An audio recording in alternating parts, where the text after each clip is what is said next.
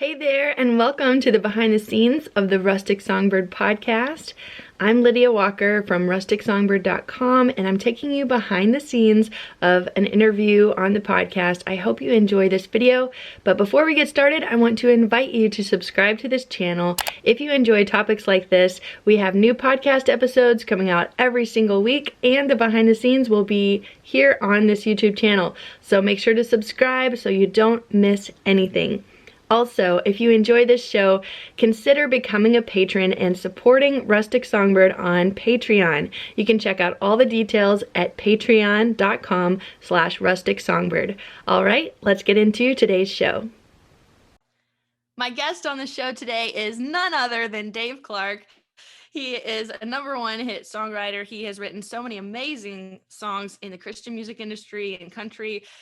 Just reading through his credentials is just amazing. You've had such a long career in music and have a lot to share. So today we're going to talk to Dave Clark about building a long-term songwriting career, what that's looked like for him, how you can get started and building that career for long-term success and what that even looks like. So Dave, thank you so much for taking the time to be on the show. Welcome. Thank you, Lydia. I'm honored to be here. I really am. Well, thank you for being willing to encourage other songwriters, because we do know that it's a lonely road sometimes, especially when you're writing the songs and you don't see much response from it for a long time. And so, I created this podcast as a way to encourage songwriters that, hey, that's normal and you just got to keep going, and interviewing people at all different levels of success to show that the path is not the same for everyone, Right. and it looks different. Right. And so I wanted to bring you on the show today to talk about your songwriting journey, the songwriting successes, and also some of the struggles that you see in the songwriting world and some encouragement that you have. So we're going to dive right in. Tell us a little bit about how you got started in songwriting. And I know a little bit of your story about wanting to be a songwriter from very young. So tell us about Yes. that. Honestly, that's all I ever remember wanting to do, and I feel like, obviously it's a God thing, that a call that is that deep, and but I lived in Michigan. My dad worked in a factory, and my mom was a school secretary, and back in that day, there you can't connect those dots, but you also can't let go of a call either. So I was 17 years old, 2 weeks out of high school, and I didn't know anything else to do but come to Nashville. And I wouldn't wish that on anybody, those early years. And yet, gosh, I'm thankful for it. Thankful for what time has taught me about the business and just about the craft. And what you're doing is so awesome. I think back when I hear about a podcast like what you're doing, I think what I would have given for just any kind of guidance. Yeah. And I think now it's so accessible. I think sometimes that can even be a bit of a detriment if you're not a self-starter, uh, Mm-hmm. because you've got information at every turn. How bad do you want it? How hard do you want to work? And it's easy to talk about it, but I think it was Willie Nelson who said, if writing is not hard work, you're not doing it correctly. Yeah, and it is hard work, and it takes that commitment. And like you said, when you just move to Nashville, you've got to learn the ropes, you've got to learn the craft, and that takes time building Right. community and a network of Right. people and just learning the art of songwriting. And, you've written songs that are kind of across the board. You've written in different genres for different artists. But when you came to town, did you start looking for a publishing deal to be like a staff writer, or what did that look like for you? Did you start doing co-writes right away? Back in that day, it, it was a different day in Nashville, and you could literally walk up and down Music Row and just walk in and play your songs for people. And I listened. I was a big fan of country music, but I knew from the time I was a kid I wanted to write Christian music, and that's always been the goal. And God has allowed me to do it. So, um, you know, I I didn't know what I was looking for. I just didn't want to go back home a failure. And writers still come to town with that same fear or and slash confidence. And I remember walking. I finally found an appointment with a publisher. Went in, and they said, "Let me hear what you got." I played them one. Let me hear what else you got. Played them another. And I had only written maybe 13 songs at that point, but I was only 17. And he said, I'll sign everything, all of those. And I said, well, let me get back to you. And it wasn't that I was that smart or any of that. I just didn't think my songs were that good that somebody would want to sign all of them. And I ended up reading in the paper about 3 weeks later where that company had filed for bankruptcy. And I understood that what they were trying to do was elevate the value of their catalog by titles. And I finally found a publisher who listened to the same songs, didn't say anything. And he told me at the end of the night, there was one line in one song that makes me think there's something there. I said, I want to work with you. Mm. So he ended up signing, he ended up offering me an exclusive songwriter deal for 5 years for a $300 advance. And, you know, I was poor. That was a big deal.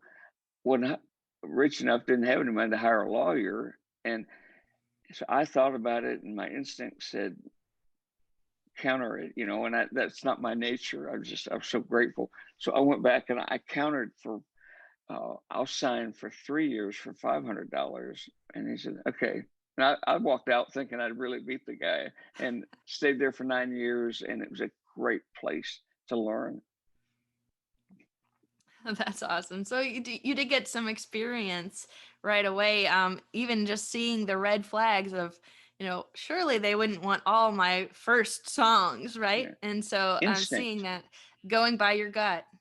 You have to, and a writer, at the end of the day, that's all you got.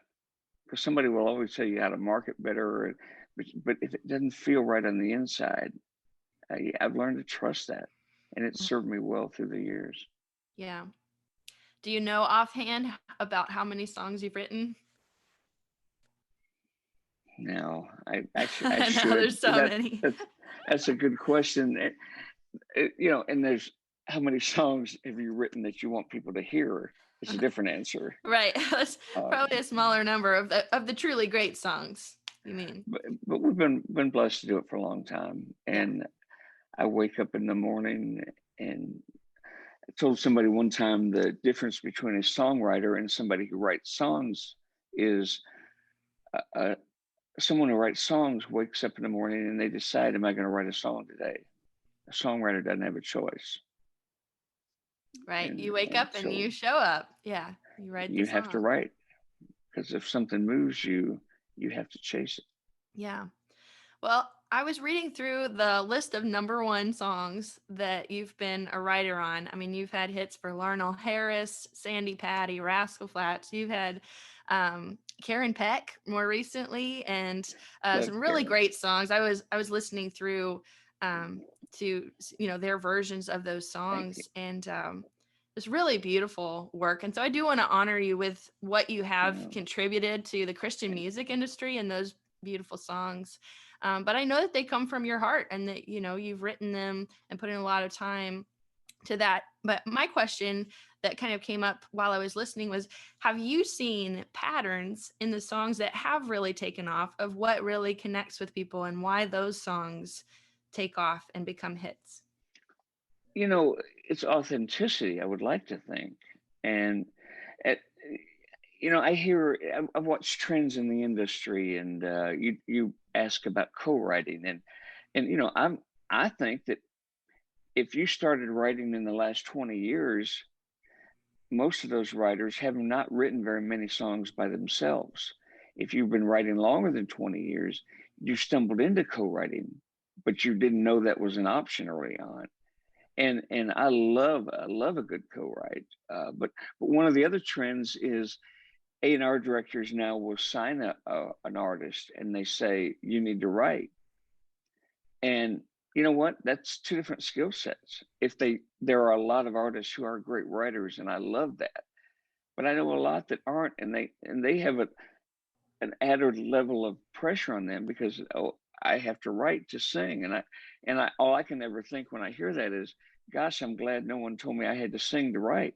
You know, because that's just not what I do. And when you sing and write and produce, and there's a lot of those kind of people in Nashville, they intimidate people like me. And if it wasn't for a deep rooted call, there have been so many times through the years I would have walked away out of discouragement. And so you talked about the artist. Almost anytime you see my name on a song, it's because I wrote with the artist and they came to me and they felt something but didn't know how to say it. And I can teach people how to write technique wise. I can't teach them how to think like a writer. I can't teach you how to listen like a writer. And an artist has been on stage, they know their people. And so I try to bring part of my story into their story without letting them know that's what I'm doing.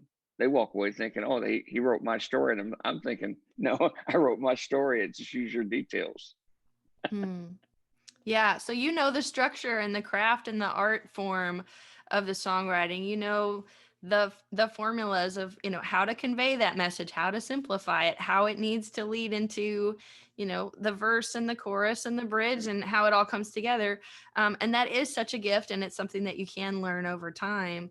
Sure. But like you said, those personal details, those specific parts of their story are going to help the singer and the artist convey that feeling to their audience, but you're packaging they have to own it in the song. And it has to be authentic to them. And you know, people talk a lot about the number ones, and because that's our reference point in Nashville. And yet some of the songs that are the closest to me, even one that has probably been recorded more than any other song, was never a number one. And you know, I like to think it's because you brought something real to the process. And if I ever feel like I've been in co-writes where they say, well, let's just write something, just fluff for radio, and I just check out mentally. I'm not the guy. I write a lot with a guy named Don Cook, and Don said something recently that blew me away. And I've written with him for 35 years. And he said, I'd rather lose a cut on a great record than I would to get a cut on a weak record. And I don't know many writers that think that way. And he said what I've always felt. I'd rather have less, you know, into something that's really going to make a difference. You want it to count and to mean something. Sure. But that's not what Nashville screams the loudest with. And I'm not bitter or mad at all. I've been blessed. I love Nashville.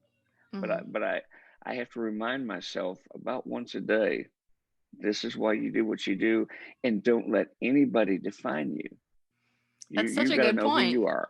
Yeah, because the authenticity comes from who you are and what matters to you and what you want to contribute to the world. And so, yeah, some genres may not spark that for you, or some song titles, you know, it might be like you said, if you go in a co-write and you're just not feeling it, you're like, this isn't what I'm here for.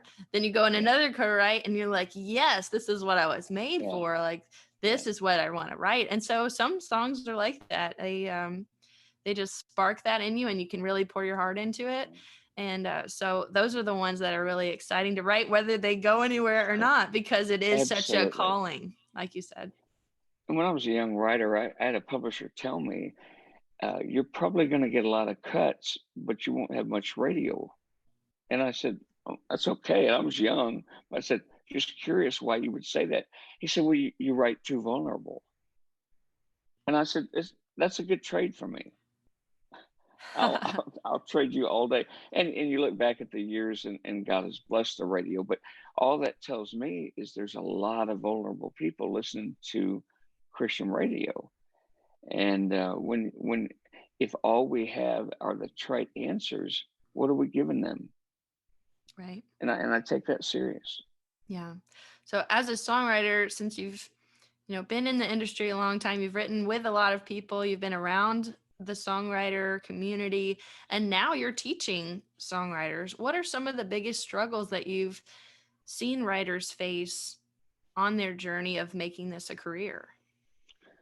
You know, the financial expectations have driven away a lot of talented writers. I've watched a lot of people that the truth is, I've probably been able to make a living because some of them walked away. As bad as that sounds, but you come into it and we read only the success stories, and I love to mentor young writers, but what I try to mentor them with is, what do I wish someone would have told me back then?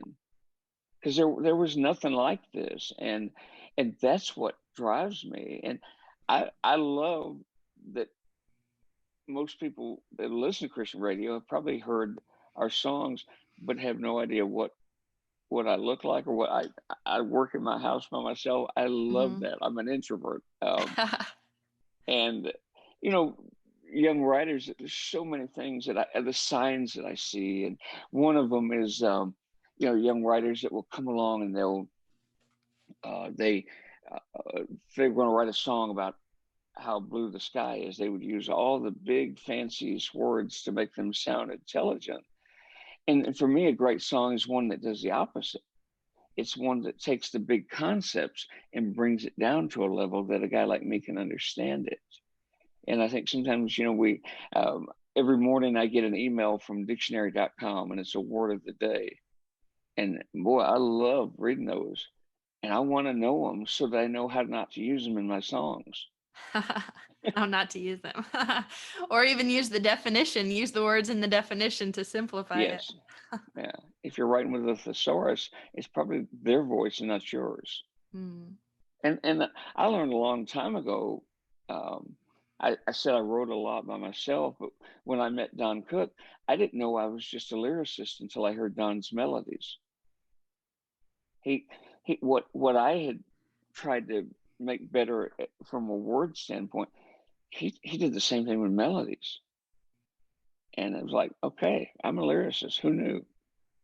So you teamed up with someone who is amazing at melodies, so you could focus on, your skill of writing the lyrics, and then you're not having to really force the music part because you already had a teammate helping with that. So that's a really sweet spot to get to, of just being in your giftings and also teaming up with someone who's amazing at the other part. And Nashville, another thing Nashville does is they say, hey, you co-write this person from 10 to 2, this person from 2, and all that's awesome, and it works great for people. For me, gosh, when I did a little of that, and when I found one that he played music and words came out of my mouth. Wow. And he told me that if I could hear better, I wouldn't need him. It was like, okay, I don't want to write with a whole bunch of people, because I found what I think works for me, and I've stayed there for a long time. Well, that's a good note too, because sometimes you can write with different people and see what clicks and what doesn't, and then stick with the writers that you actually enjoy hanging out with, and that you just sit down and start writing lyrics. Or I have a great friend that has written a lot of songs with me, and I'm like, hey, let's do another co-write, and we sit down and write 2 songs in an hour and a half. That's and then awesome. She's amazing at melodies and I love the lyrics, and so it's like that. We just click, and we can write songs all day every day. If we're on the phone, I'm asking her how she is, and I'm like, that's a great line, that's a great lyric, let's put it down. And it's just so easy. That way you're not having to beat your head against the wall and say, well, do you like this lyric? What do you think about this? Because that's just going nowhere. It's easy to be vulnerable. Yeah. And if you can't be vulnerable with your co-writer, they're probably not the right writer for you. Well, I'm sure you get a lot of questions about the technical side of things. One question that I hear a lot is, how do you know when a song is finished? So do you have any tips on finishing a song? How do you know when it's done? That's probably one of the most common questions that any writer gets. And my answer to that is probably not the right one, but as with any kind of songwriting instruction, I never say, hey, here's the right answer. I say, here's the right answer for me. And you got to find the right answer for you. For me, the answer to that is when somebody cuts it, because then I can't change it anymore. But my nature is to still, beat it up and hash it out right up until I can't change it anymore. And even sometimes you walk on, what I'm talking about, you walk onto another song and something in that song will go, you know what, I need to go back and look at that other song again. And it's okay.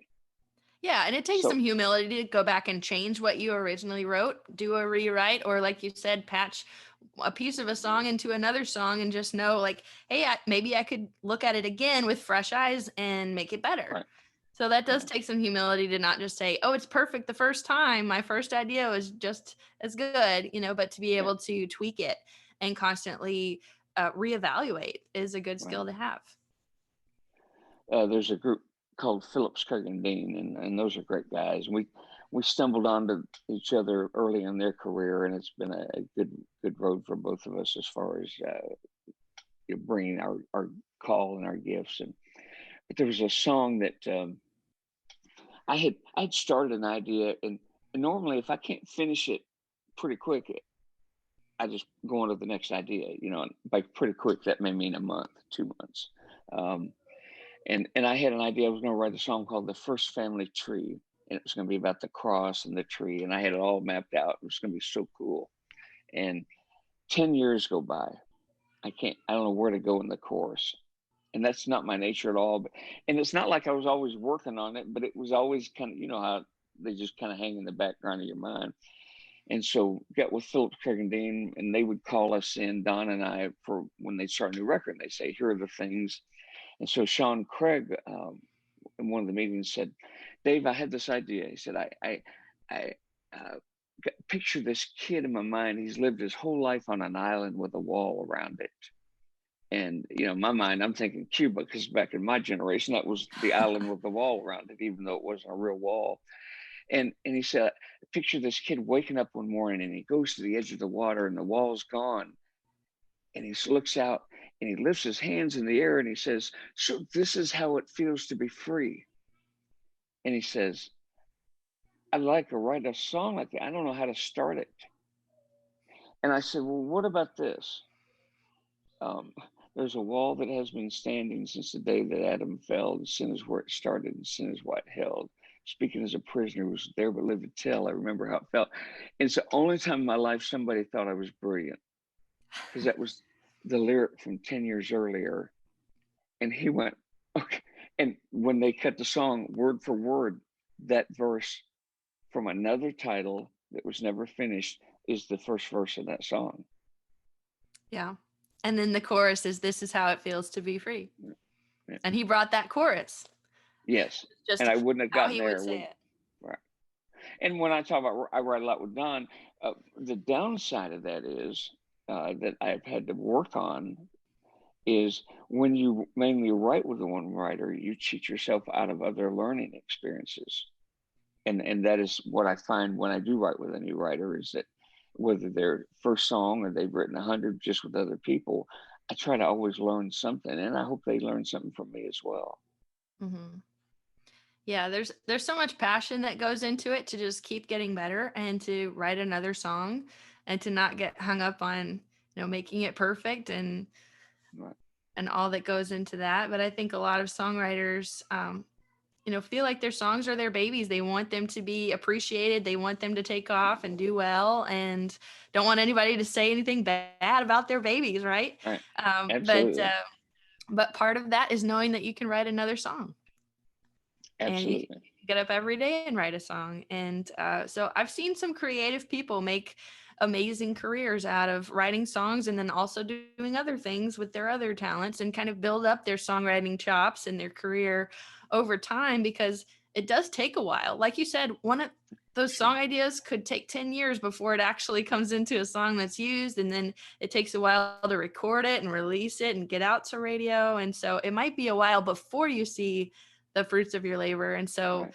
all of that investing on the front end of your time and your energy and just learning and being willing to write more songs takes a Yes. discipline. So what do you recommend to people that are in that stage of, like, if their songs haven't taken off yet, but they're still wanting to make that discipline of being the kind of writer that makes it into a long-term career? It's a good question. One of the digital has changed everything, which changed how we're having this conversation. What digital has not changed is that we still need the song to be great. And one of the things that that digital has hurt us is that we can have instant gratification with our songs. In the older days, before a song was ever heard, it had to go through the writer, the publisher, the art director, the producer, the artist, and there was a refining process that we've lost somewhere along the way. And so when I talk about instant gratification on feedback on our songs, I think that also speeds up the timeline of when we think nobody's listening. So if I post it on Facebook, I'm not on Facebook, but if I did, and I didn't have 1,000 hits by tomorrow, all of a sudden, and so a lot of writers will think, well, I need to market better. And I've taught enough conferences through the years where invariably we spend most of the time, if I open it up for questions, on, well, how do we get it heard, or how do I get it cut, or how do I get it published? And I want to go, no. How do you make it better? And there's an old line that says that when the teacher's ready, the student appears. That's backwards. When the student's ready, the teacher appears. There we go. And I don't understand it, but I've seen it through the years. And when your songs become better, it's amazing how those doors just begin to open. And it's, yes, we need marketing. Yes, we need all the social media, anything you can do. But first, let's make it a better song. Mm-hmm. I believe that at the end of the day, a better song will win. And if I didn't believe it, I'd have moved on. Yeah, and there's such a big difference between good songs and great songs. And I think a lot of songs fit in that good category. They're good, they're decent, they're fine, but the ones that are truly great are the ones that stand out, the ones that really take off, that connect with people. And so it's interesting to me, like you said earlier, you may have had some success because of the people that walked away or gave up, or because there was less competition because you outlasted them somehow. It's like you showed up when they stopped showing up, and then your song got picked. Sometimes there is that element of just persistence that makes it through. But it's really interesting to me, the people that have succeeded and just kept going outlast the people that give up. And so sometimes it's just that element of persistence to keep going until something works. Yeah, it's the sorriest motivational speech you'll ever hear. I know, but it's so true. That's why I'm laughing, because it's true. But you've mentored a lot of songwriters and been to conferences and spoken and taught, and now you have songwriting courses as well called Song Steps that you've started, that people can learn more about the craft. And these lessons and things that we're talking about now, you really break it down into how they can get better as a writer and make that a really great song. So what was the inspiration for starting these courses, and kind of how did it come together? Song Steps, I love teaching, because again, I wish I could teach somebody, not the way I do it, but what I wish someone would have showed me about just the big picture. So about a year ago, May, my older sister, there were 4 kids in our family. My older sister was a year older than me, is a year older than me, valedictorian in high school. Everything academically, she just excelled at, and I struggled at. And, couldn't have been more opposite than that. She's brilliant. And a year ago, May, she suffered a pretty massive stroke. None of us saw it coming. And within a day, one of the smartest people I ever knew couldn't complete a sentence. And it was a wake-up call for me. And I thought, you know what? I've done this for 40 years. And if I die tomorrow, I haven't left anything. I haven't. And so at my age, not by wisdom, but just my age, I get asked a lot of career advice. And I thought, you know what? I've never asked anybody career advice. So I called a meeting at my house, and with 6 people, and they were all free spirit thinkers, dreamers, and all.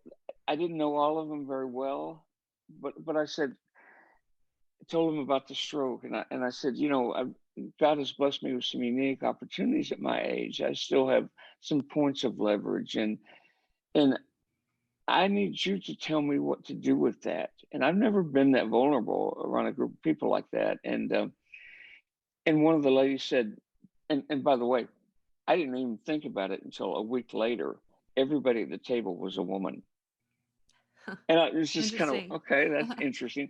But they were all people that I knew would not say the right thing just to be nice. They would all let me have what. And one of You them said, brought "So them in what to do you?" give you good Yeah, questions and ask you the hard questions. And said one of them said, "What do you dream at your age?" And I said, "When I dream it, I dream that I could be a voice in the dialogue of raising the level of songs." And I said, to do that, I know that I've got to relinquish my right or my preference to be the guy in the back of the room that nobody knows is there. And I said, I don't know how I do that. And they mapped out over the next hour and a half, probably, an entire songwriting course and all the things. And I said, let's just give this away. And collectively, all the women at the table said, no, you can't just give it away. My nature is just, I want, and and and God has blessed that, and it's all video driven, and even more exciting, especially for your listeners. Yes, go to songsteps.com and check it out, but a whole lot more practical is every day on Instagram, on Songsteps Instagram, there's a different question, different dialogue, and it's completely free. If you just need something to jumpstart your thought process for the day, I don't hold anything back. Everything that I've ever learned is out there. So yes, that's exciting. I If they had told me that day how much work was involved to film 14 classes, and I'd have said nah, but they didn't. One of them said, I hope I'm not going to show up in a year from now. We're going to say, so what was it we talked about? So, I mean, there was an accountability when you ask people to dream on your behalf. There's an accountability that comes that says, I've got to follow through on what I was given. Long answer, sorry. no, that's so great. I appreciate you going into like how the course was created and the in-depth lessons. I think it's so important to have mentors in our life, to learn from people that have actually done it, to have those longer conversations that are more than just an answer to a question in an interview or more Right. than a social media post, but to really dig in and understand the context of it and to be able to learn from Right. others who have gone before. And so I think it's such an amazing opportunity that we do have because of the internet and because of video. Right. You can go through courses and learn from people like yourself and take your skills to the next level, which is what Song Steps is about. So I'm really excited that you've got that created for songwriters, and it's also connected on your website too. If people want to check out more about Dave, it's daveclarkwrites.com and read more about his songs. And I did see on your website, you've been writing the stories behind the songs that you said you wanted to leave Yes. to your kids. I think that's really special. Well, at my age, I have to. Cindy and I have been married it'll be 39 years in March. And I met her on a blind date, bought the ring 2 weeks later. And we're one of those couples that prayed for 12 years for a baby. And God has given us 3 now. And I've not missed a field trip with any of them. And our youngest just went to college this year, and he'll be back this week for his break. And we love being parents, but I don't want them to ever wonder what their dad was about and the things that mattered to me. I want them to know and to have a record of it in case I'm not there to tell them. And it sounds darker than I mean it, but I think I would have felt the same way if we'd had kids when we were in our 20s. Yeah, it's a beautiful gift to leave your legacy and to be able to document things like your journals. It's kind of like reading your diary, what you were thinking, what you were feeling, what you were experiencing that created these songs or stories about how it came to be. I think it's really cool. And as a writer, that's a great way to leave things to your kids is to write it down. Sure. Yeah, it's all I got. That will be the legacy. Yeah. As we wrap up here, I would love to just give you the chance to share some encouragement to other songwriters who are listening, who are hearing your story and wanting to take their music to the next level. What advice would you give to a younger Dave Clark? You know, the best advice that I can give is check your motivation. And if you're supposed to do this, don't let anybody talk you out of it. And if you're like me and you just got this passion for songs, find your teachers. Decide what you think makes a great song, and let that be your teacher. And we've got so much access to not only things like what you're offering, but it's when you start listening and you become a listener of songs, and you become a student of writing by listening.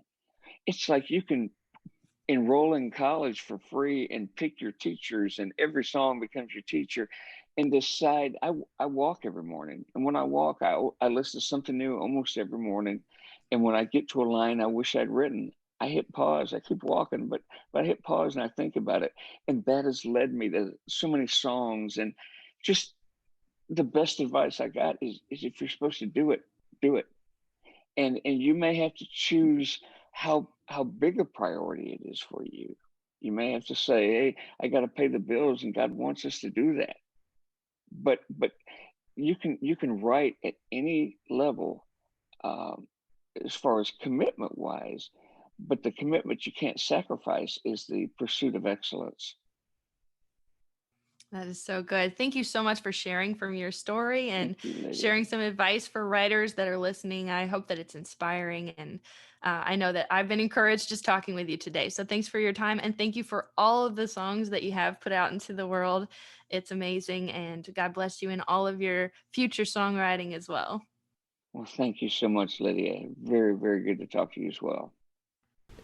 Real quick, I want to say a big thank you for watching this behind the episode here on the YouTube channel, and I want to invite you to subscribe to this channel for more topics like this coming soon. We have new episodes of the podcast every single week, and share the behind the scenes right here on YouTube. So hit that subscribe button so you don't miss anything. Also, if you enjoy this podcast and want to show your support, consider joining our Patreon community to support us on a monthly basis. You can check out all the details at patreon.com/rusticsongbird. That's patreon.com/rusticsongbird to become a patron today. Thanks again for watching, and make sure to subscribe. I'll see you in the next video.